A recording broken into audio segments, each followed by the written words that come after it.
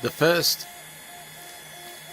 significant object to be printed on my 3D printer is a saddle lock handle for the Myford lathe, and so far it seems to be going okay.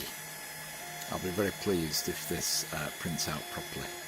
I love the way it's doing the honeycomb centre of it, and I wish I'd videoed it as it was printing the Myford name, which will appear on the handle, because that was quite cool. There is the carriage lock handle attached to the Myford. A couple of things. You have to use the bolt itself to broach. I mean, it makes a hexagonal hole in there, but the bolt doesn't go down the hole, so you have to broach down through it by putting some spacer on top of the bolt and putting it in a vise and clamping up until you get the bolt far enough down to catch the little eccentric cam thing underneath. There is a recess in here to take the washer. What you will see is still a slight gap. It's not quite tight. It is certainly tight enough to stop the carriage moving.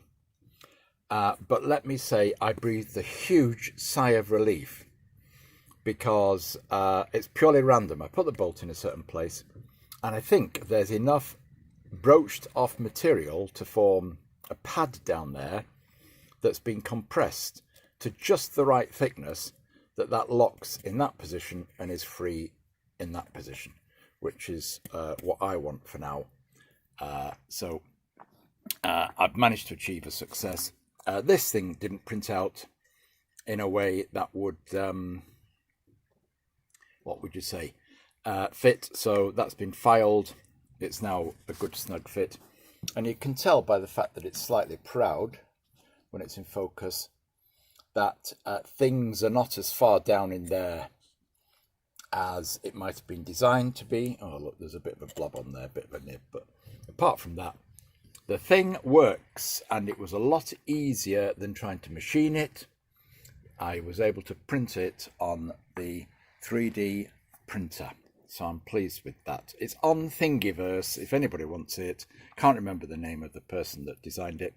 But the other really cool thing is it has the Myford name embossed into the top of the handle, which is quite a nice touch.